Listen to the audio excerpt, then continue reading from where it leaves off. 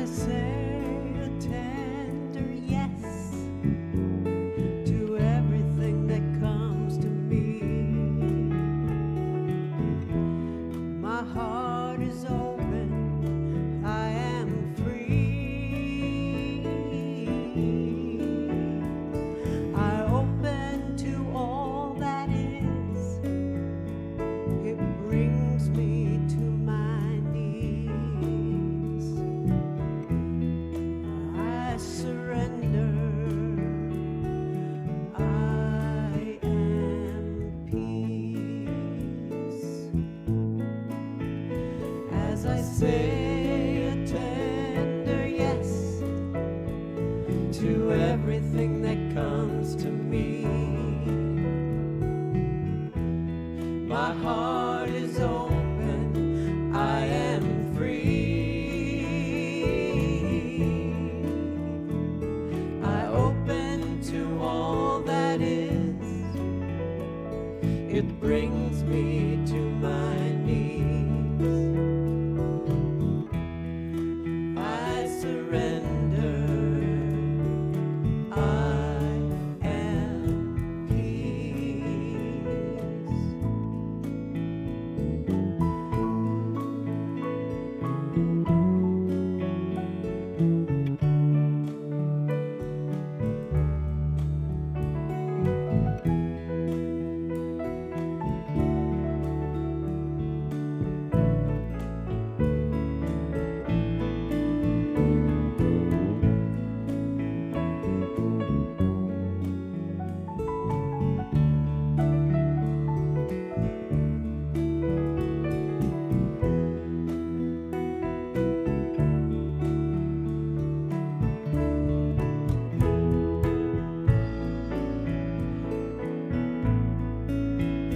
As I say a tender yes to everything that comes to me.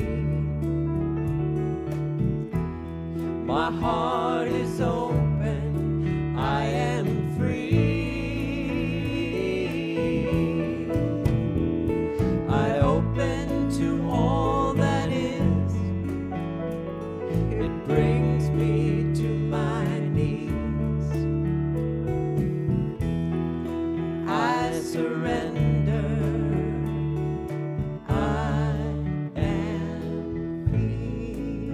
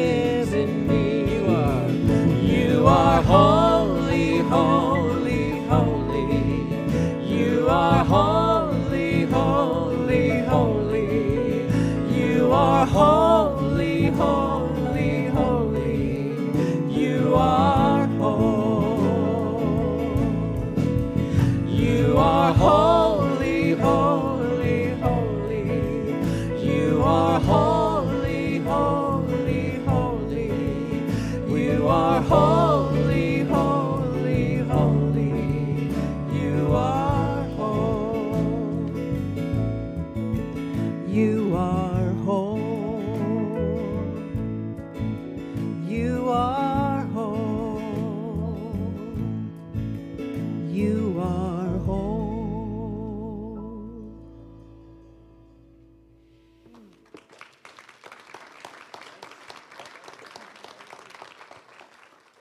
Thank you to our very talented musicians and singers. I feel like I've arrived and I'm here now. Thank you very much. Do you want to thank them some more? Yeah, I thought so. Good morning. Welcome to the Center for Spiritual Living Santa Rosa.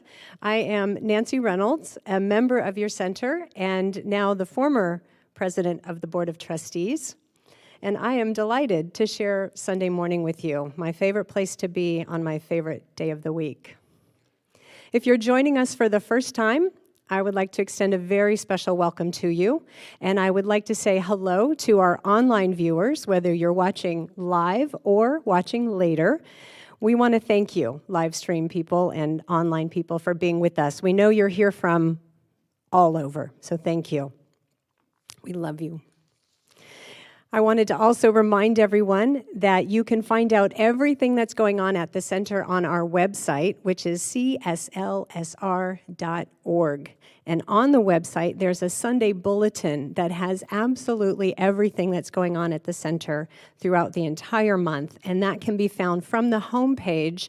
There's a place that says Sunday Links. Click on that, you'll find out everything you need. At the Center for Spiritual Living, we are motivated by a vision of a healthy, loving world. It's known as the global vision, and it calls us to imagine a world that works for everyone. Here's how the global vision begins. We see a world in which every person lives in alignment with their highest spiritual principle, emphasizing unity with the divine and connection with one another. A world in which individually and collectively we are called to a higher state of consciousness and action. At the center, we follow this vision through 5 core spiritual practices of our teaching. I'd like to share those with you. The first is spiritual study, which expands our understanding through reading, listening, investigation, and honest self-reflection. Next is affirmative prayer, where we use the power of our word and consciousness to connect creatively with the divine. Next is meditation in all its forms, which increases awareness and experience of the divine presence through contemplation, concentration, and focus. Next is selfless service, which is the spiritual practice of serving others without expectation of reward or a specific result. And last one, spiritual circulation, which opens us and our community to the flow of life through balancing, giving, receiving, asking, forgiving, and gratitude. Speaking of spiritual circulation, do you know that there are several ways to give your financial support to the center? You can give online on our website or our Facebook page. You can send a check right to this building. You can also text your donation. This is my personal favorite because it is so incredibly easy. The number is 707-675-2399. All you do is text the word give and a dollar amount. It's so easy. And there will be baskets at the exits for those who enjoy the practice of giving while at the center. Your contributions are what support our center and our community entirely. So when I say we're grateful for you, your presence, your love, your support, we really are. We thank you. Now, may you know that you are in the right place at the right time to receive the blessings that Spirit has just for you through our music, meditation, prayer, practices, and the message from Dr. Edward. And may you also know that you are welcome here. Now, if you would please join me in a short time of silent contemplation before our prayer.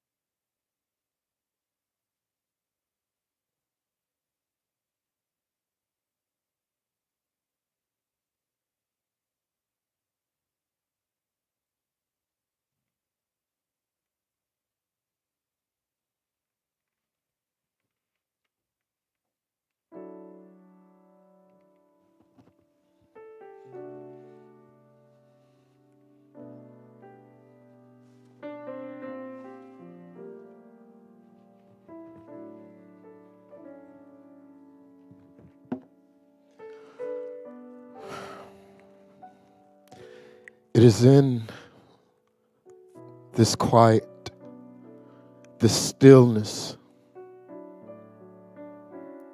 from this place we recognize that primary, initial, fundamental place of being. That one divine intelligence, that one source, that one life, that oversoul, that whatever you call, refer to it by. There is only one life, essence, spirit. And I know that I am an extension, as a ray of light from the sun, I am an extension of that source. So too is everything and everyone else that exists. So we are that reflection of beauty, of love, of holiness. So I proclaim for our time together today a time of opening, a time of revelation, a time of receiving, a time of expression, of giving, of living, of being the love that we are. I give thanks for this, for the sweetness of this communion. And I release this word into that of God, which always says yes. And I let it be, and so it is. Good morning. My name is Lawrence Edwards, and I am a practitioner here at the center. And please join me in saying this month's affirmation. I know myself to be creative, unique, and wonderful.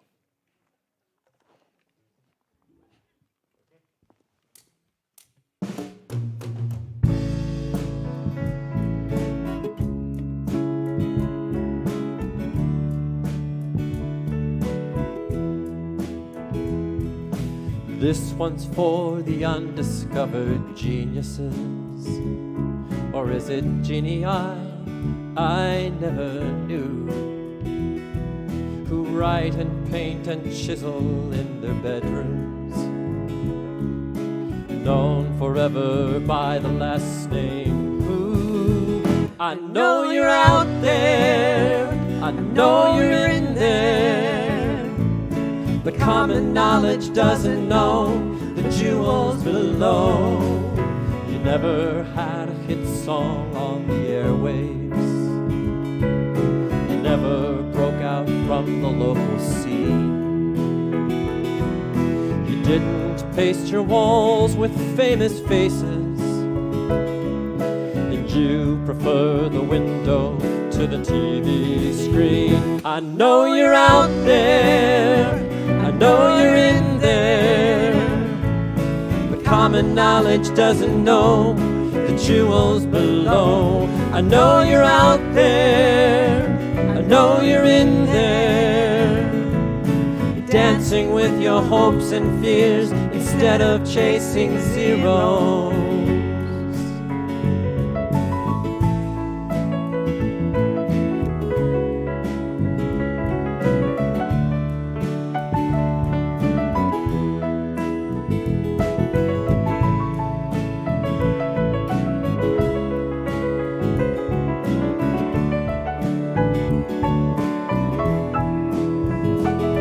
Now the beautiful don't jump before the cameras. The wisest ones, they hardly ever speak. And every time we're sent a perfect teacher, we miss them 'cause we overlook the meek.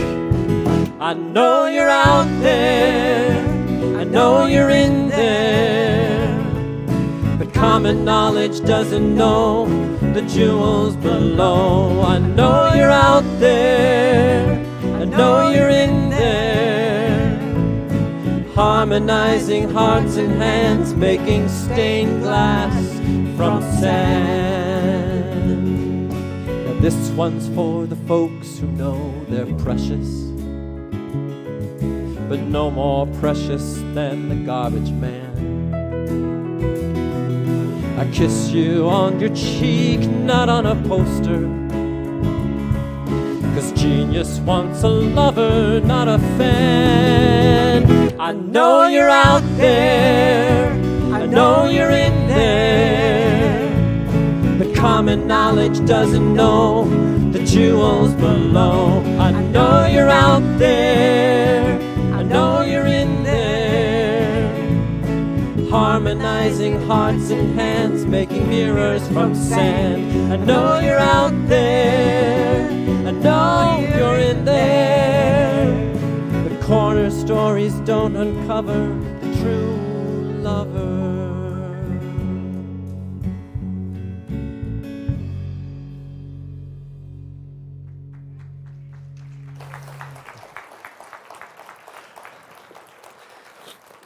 Thank you very much for that beautiful song to start us off this morning, and good morning, everyone. Thank you so much for being here this morning in our new month, April, and a new theme, creativity. And this is why our facility manager, William, has put a statue of the Hindu deity Saraswati at the front of our stage. She is the custodian of art and poetry and literature and music and everything creative and knowledge too. So do have a look at Saraswati. This particular Saraswati comes from Bali, and she's on loan for us to enjoy during the month of creativity. And I don't know if you can see from there, but the stage is being painted, and Tony Vito from the band, the drum player, is helping William paint it. It's the first time the stage has been reconditioned in 30 years. It's going to look so beautiful. Thank you, Tony. Creativity is everywhere, so thank you for that. And do you have your journal with you? I'm slowly conditioning you to bring your journal, because in it is the affirmation that you can take with you for the whole week. I know myself to be creative, unique, and wonderful.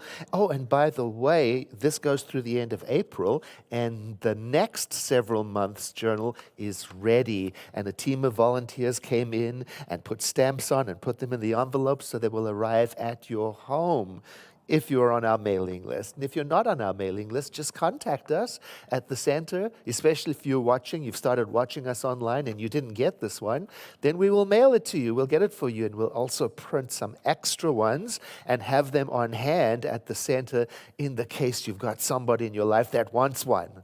And it's a wonderful way to keep track of what our topics are, who the speakers are, and your notes about the service. Okay, that's what's going on. Now, this is not the only resource that is available to you. I wanted to mention the Science of Mind magazine, which I just recently discovered is also available on Kindle. So you can get that from Amazon. You can also get an online version. Just search for Science of Mind or Science of Mind magazine. And it has its own series of guides in the middle and then a feature article. But here's what I want to tell you about the Science of Mind magazine. Each month, the theme matches our in-service theme. So this April is about creativity. So it's like belonging to an organization. It's like belonging to a family that's moving together in a similar direction. And this month's feature magazine article is written by Dr. Carol Carnes, who is one of our treasures in Centers for Spiritual Living, a brilliant teacher of metaphysics. And in it, she writes something to set us off in our theme about creativity. We are involved in the creative process every moment of our lives. Right? Removing ourselves from the ever-becoming universe is not possible. We could stop and just go home now. The idea to form process, she writes, is built into every human being. We cannot stop it. We cannot opt out. Isn't that marvelous? So it's not just, writing poetry, playing beautiful music, painting stages, doing creative arts. It's everything. Particularly what's happening inside here, right? So because our theme is creativity, I want to tell you a story that I tell from time to time to remind me of how creative imagination is. And so it is the parable of the pickpocket. So as I tell you the story, try to imagine it happening as if you were there, witnessing it. Here's how it goes. I watched a group of people standing on the platform at a train station. I witnessed a pickpocketing. A person who was well dressed by my standards walked casually up alongside a group of people on the platform. The people were speaking a different language to most other people around them. The first person dropped their hand into the shoulder bag of one of the people chatting in the large group and swiftly removed a purse. I was watching the event from inside the train where I was sitting. One of the people in the large group on the platform noticed what was happening and cried out in their own language in a loud voice and reached for that stolen purse, which was slipping into the pickpocket's shoulder bag. The pickpocket shouted back in their own language and started swatting the outstretched hand of the accuser and then began to flee. Then, the platform full of people seemed to wake up, and a sudden bunch of shouting and activity erupted. My train, at that point, was pulling out of the station. The end.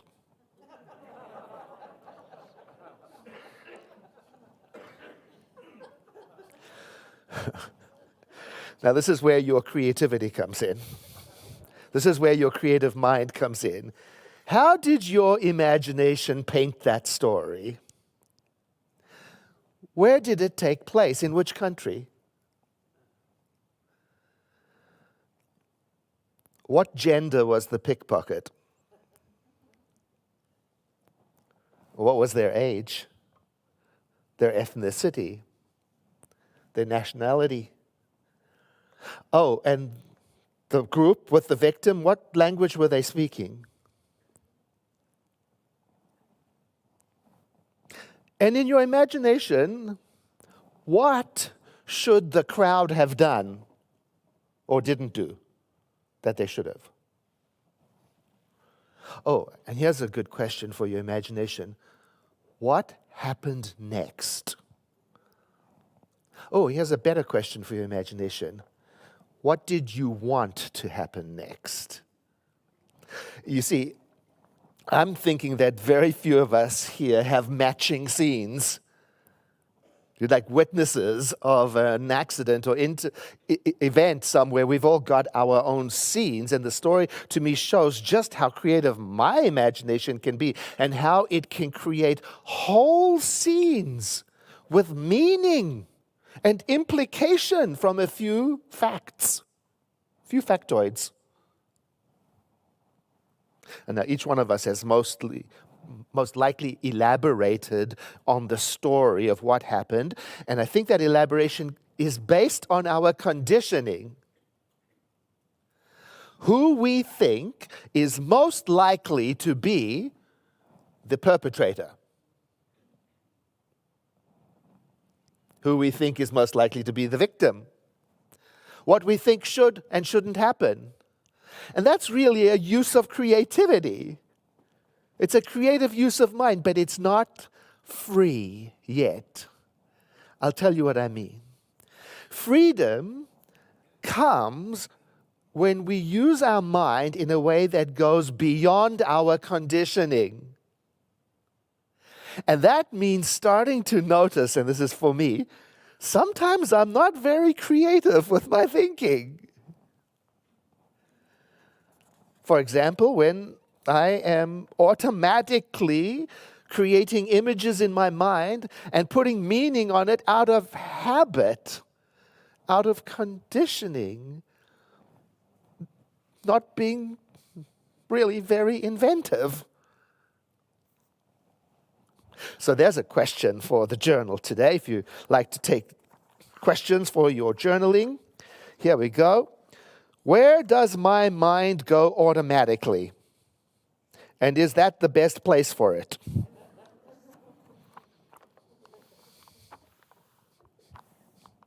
Or another way of saying that same question is there another correct answer to this question? Or is there another possible meaning to this situation than the one I went to straight away? Now, a few years ago, we had a recommended book, and it's just made a big impression on me by Anthony Ray Hinton, who came here to speak. And the book was The Sun Does Shine. And Anthony was imprisoned for a murder that he didn't commit. And he was put in prison on death row to await his execution. And here are some words from his book. Someday I was going to walk out of here, prison. But until then, I was going to use my mind to travel the world. I had so many places to go and people to see and things to learn.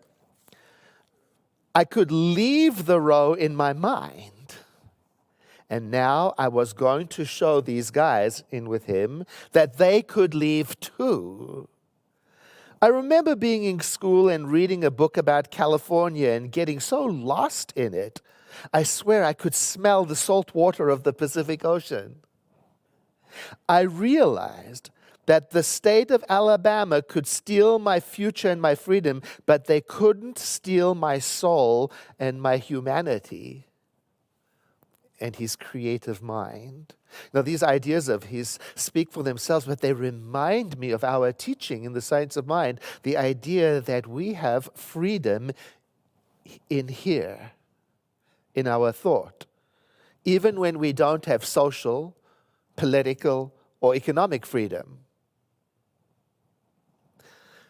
And not only can we dream beyond the facts of our lives, it turns out that this dreaming is powerful and creative and influential. You know, one of the first catchphrases I heard when I stepped into a center for spiritual living was, "You can change your life by changing your mind."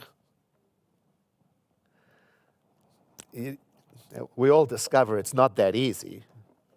It's not that simple, right? I mean, I had no idea how to change my mind, but I was still attracted to it. There was something about the idea that got my attention. Can I? Can I change my life by changing my mind? And so what I started to do, I started to watch my thinking for where it went automatically.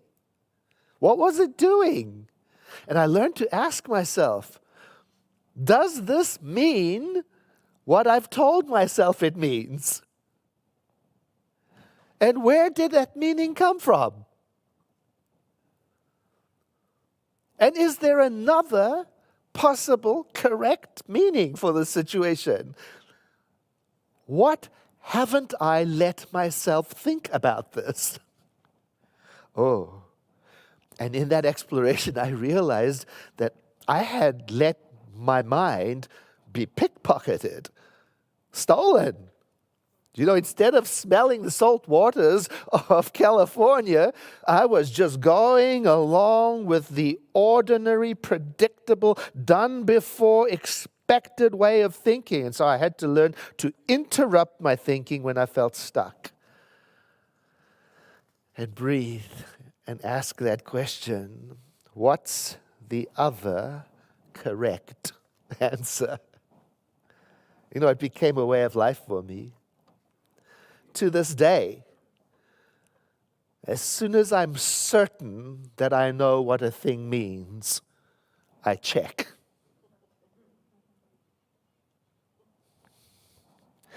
There's a verse in the New Testament, Romans, very famous. This is the King James Version, and it speaks to this. And be not conformed to this world. It's funny, come on. Don't be conformed to society. Don't fit in. I mean, that may not be what it was intended to mean, but be not conformed to this world, but be transformed by the renewing of your mind, that you may prove what is that good and acceptable and perfect will of the divine. In other words, here's my interpretation. Don't settle, I'm talking to myself, for what you've always thought. Ask yourself what else is possible. In other words, don't go with the easy answer. Pause. Take some time. Think up something different, just for the fun of it. Think up something outrageous.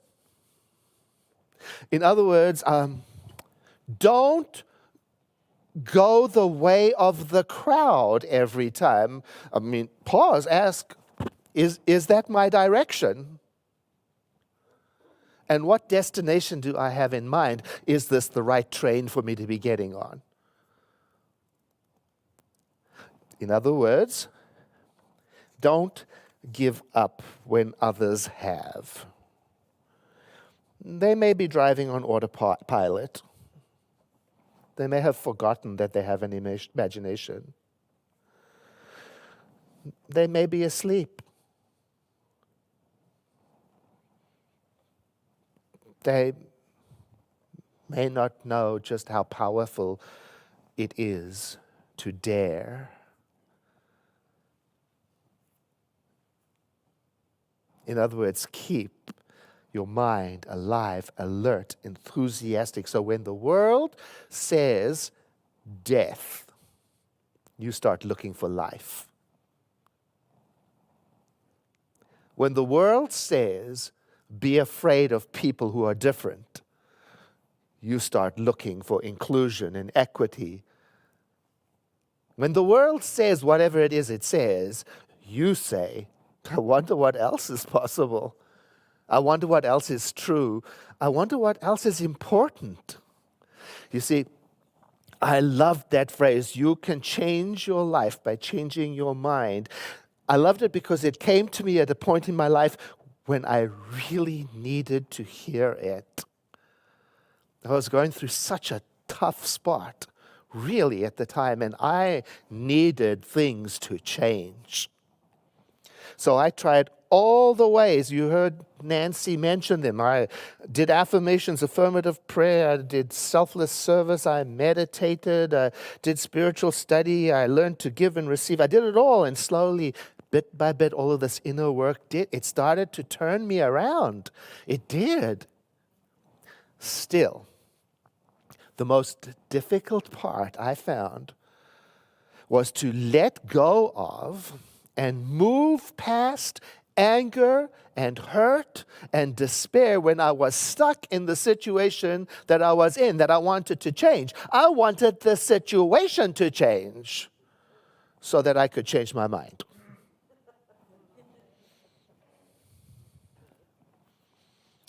How could I imagine a bright new reality, I asked myself, when nothing had changed yet?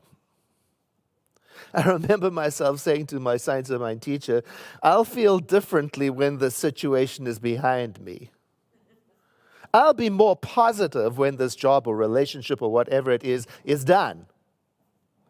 I'll be creative when there are more options. And then I started to learn about people who had to change their minds before their lives changed. Like Anthony Ray Hinton, telling us before he was released, he had to be free. Whew. And you know, that was very helpful because I realized I didn't have to pretend that I was not hurt. I didn't have to pretend that I didn't feel sad. I didn't have to pretend that bad things hadn't happened. You know, I could remain aware of the landscape. I could see the pickpocketing happening. And still, at the same time, simultaneously, I could also use my imagination to imagine a greater yet to be. Every day at noon, Pacific time, dozens of people get together on Zoom with our community in Ukraine to imagine a greater yet to be, a world of peace. Even though the world is at war and danger is imminent, the group of people from all over the world get together from all over the planet, day after day after day, twice a day, to create what they call a chain reaction of peace, a spiritual chain reaction of peace. It's not that they don't know what's going on, but simultaneously, they are doing their spiritual work. Now, the poet Jack Gilbert writes about this paradox, you know, like where on one hand we have the gritty reality of life, and on the other hand we have simultaneously the beauty and splendor and rejoicing of life, simultaneously present. And he calls us to not abandon the one for the other. Now, these words are intense, but here's some of the words from his poetry. Sorrow everywhere, slaughter everywhere. If babies are not starving someplace, they're starving somewhere else, with flies in their nostrils. But we enjoy our lives because that's what God wants. Otherwise, the mornings before summer dawn would not be made so fine. The Bengal tiger would not be fashioned so miraculously well. The poor woman at the fountain are laughing together between the suffering they have known and the awfulness in their future, smiling and laughing while somebody in the village is very sick. There is laughter every day in the terrible streets of Calcutta, and the women laugh in the cages of Bombay. If we deny our happiness, resist our satisfaction, we lessen the importance of their deprivation. We must risk delight. Oh, we can do without pleasure, but not delight, not enjoyment. We must have the stubbornness to accept our gladness in the ruthless furnace of this world. To make injustice the only measure of our attention is to praise the devil. If the locomotive of the Lord runs us down, we should give thanks that the end has magnitude. We must admit there will be music despite everything. Oh, that line. To make injustice the only measure of our attention is to praise the devil. Or we would say it, I would say it, don't give all of my attention to the thing that afflicts me. Give some of that attention also to my creative power inside. I can do both. Who would blame Anthony Ray Hinton if he were angry or if he couldn't find a way to move past the hurt or despair? He would have been justified, but he didn't. He didn't make injustice the only measure of his attention. Another impactful book, West of Jesus. Stephen Kotler, the author, he talks about when we reach that point in our life when we've got to make a decision about which direction to go. You know, when it becomes absolutely necessary to do that, and here are the words that have stuck with me. The things I was choosing not to do were starting to add up to a whole other life. A life I really didn't want to live. Now you can see why that stuck with me, because it makes me think of those times when I get myself into a stuck place and I'm not using my imagination. So I've been learning again, when I'm in a stuck place, I can prompt my imagination using Stephen Kotler as a guide. Now, I don't particularly enjoy these questions. That's why I want to share them with you. Maybe they are prompts for your journaling too. Are you ready? No. Well, here they come anyway. What do you know you should be doing? You know that thing that if you started doing it right away, you know it would immediately create an opening in your life?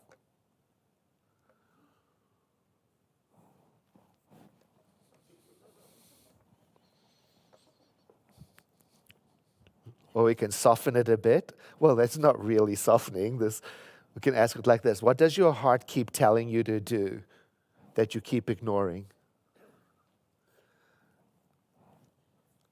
Or what feelings are you denying are present? Or what dreams have you abandoned? Or what are you busying yourself with so much that you have a very, very good reason to not do what you know you must do? Can you see how important it is to bring your creative imagination into this? And to think past the easy answer and the first answer? So this month, as we focus on creativity, I know what I want to do. I want to be mindful that I don't settle for the easy automatic answer. I don't want to. I want to be mindful to remember that my imagination is a tool that sows seeds of possibility and renewal. I want to remember not to accept any circumstance in my life or in the world as the final page in the story. Not for me, not for others. Even though they may be unjustly imprisoned, inhumanely detained, or wrongly invaded. I want to practice being open to asking, what else is possible and true? Now, in that article by Dr. Carol Carnes about creativity, she says, what the world needs now is a new understanding of how things happen, not why they happen. There are no good answers to the why questions. How anything moves from invisible idea to visible form is the grand frontier for both religion and science. So, train your mind to turn naturally to what is possible. Expect good ideas to arise in your awareness, and accept those that seem rightfully yours. And above all, trust the creative process. It's going to be a fun ride. And to make sure that we stay on task, every month has a spiritual mind treatment at the beginning of the month. April's is on creativity, and I offer it to you as our spiritual practice for today. And you might read it yourself every day this month. See what that does as a practice. It's a beautiful thing to do. Taking a breath in. As you exhale, letting your eyes close if that feels comfortable, and imagining that these words are yours. Love, peace, beauty, joy, creativity. These are but a few of the qualities of divine intelligence, the one mind back of all there is, which is everywhere present. I am an extension and an embodiment of this divine intelligence. I am a thread in the ongoing tapestry of life, weaving my path as part of the whole. As I realize this truth for myself, I recognize it as accurate for all life. From this understanding, then, I relax into the flow of infinite possibilities. I affirm greater appreciation of all forms of art, music, and the creative ways others are inspired to express their divine nature. I claim a renewed interest and emphasis on beauty, nature, creativity, and I declare that through this renewed interest, we are, collectively creating a world that works for everyone, in harmony with all life. I am deeply grateful for this conscious awareness and awakening, and I release my word into the infinite law, knowing it is so, and so it is.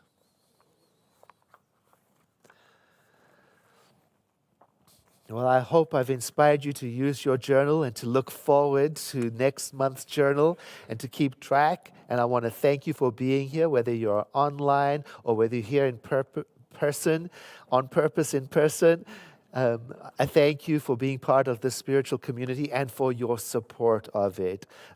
Our community is sustained by its friends and members, and we never want to take that for granted or forget it. We are building a community, a spiritual community, a beloved community together. And one of the ways we do that is through our participation online or in person, and also by making sure we keep the doors open through our donations. So thank you very much for all the ways that you contribute, volunteering, praying for us, and donations. It's all part of this spiritual journey that we're on together. And to tell you more about that journey, our host for today, Nancy, is going to come up right now and give us some community news. Welcome, Nancy.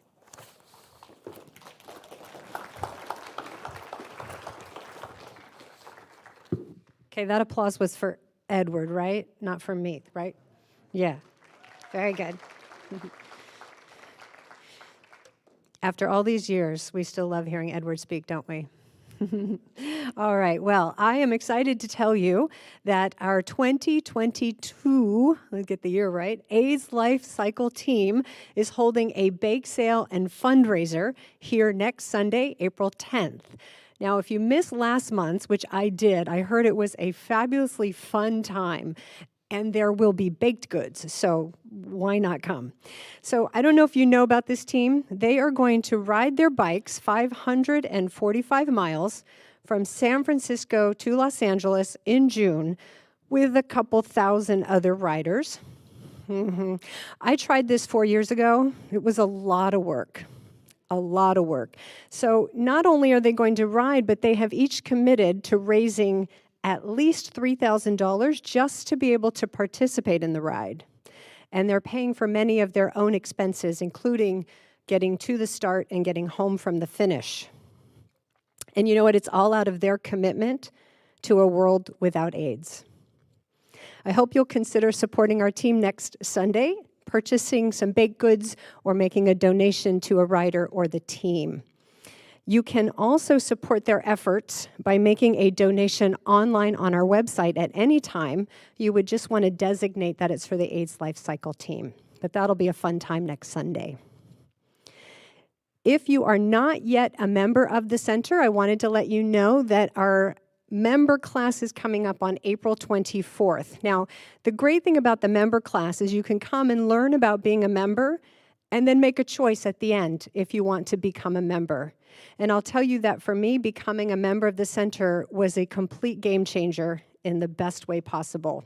So that's April 24th. That's a Sunday, 1 p.m. on Zoom. So all of our many viewers online can join in wherever you are.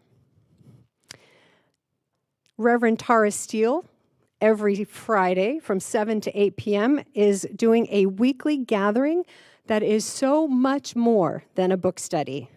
She'll be using Mary O'Malley's book. It's called What's in the Way is the Way. and you'll be practicing tuning out your inner storyteller. Does anybody have one of those?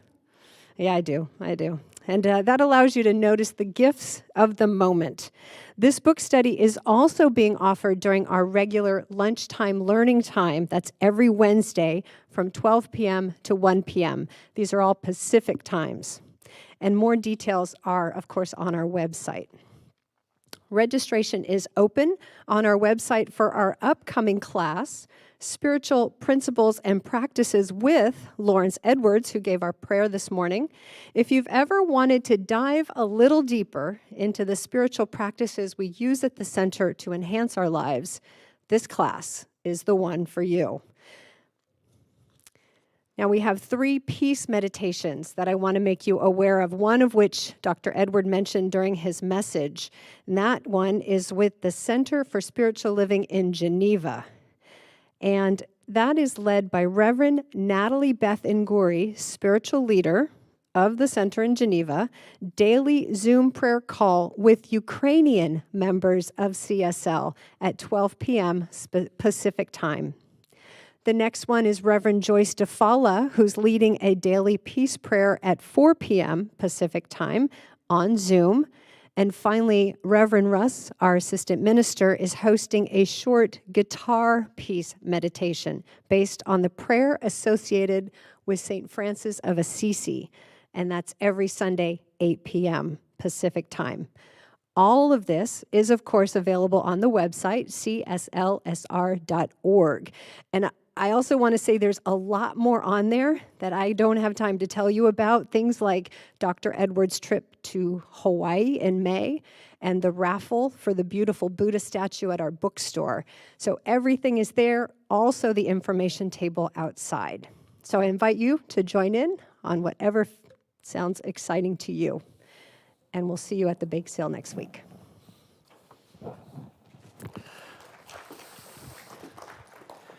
It is time for us to close our service, and if you have something that is incomplete in you, or if you cried yourself to sleep last night, or if you would like to celebrate something and have more of it in your life, please take advantage of our personal prayer that is available after each service on Zoom. The details are on our website. We have trained prayer practitioners who are licensed to share with you and listen to you and give you a tailor-made spiritual mind treatment. So please do take a moment. You'll have to switch over if you're watching online to a new room. And if you're here, you have time. You could do it from your smartphone in the parking lot or in the lobby. This is a beautiful service to take advantage of. Personal prayer after each service. And now let us close our service with an affirmation. I invite you to stand as you are able to receive it so that when the closing music starts, we can start the swaying process, you know what I mean? Won't you place your hand on your heart, and won't you know with me that you are never alone, that Spirit is right where you are, that you have only to look within at any moment to know that you are guided, sustained, and empowered by a presence that expresses itself as you in this world. In deepest gratitude, let us live our lives accordingly, so that in everything that we do and say and think, we honor this presence within. And so it is. And now let's sway. I release and I let go. Let the Spirit run my life. And my heart is open wide. Yes, I'm only here for God. No more struggle, no more strife. With my faith I see the light. I am free in the Spirit. Yes, I'm only here for God. I release and I let go. Let the Spirit run my life. And my heart is open wide. Yes, I'm only here for God. No more struggle, no more strife. With my faith I see the light. I am free in the Spirit. Yes, I'm only here for God. I am free in the Spirit. Yes, I'm only here for God. I am free in the Spirit. Yes, I'm only life.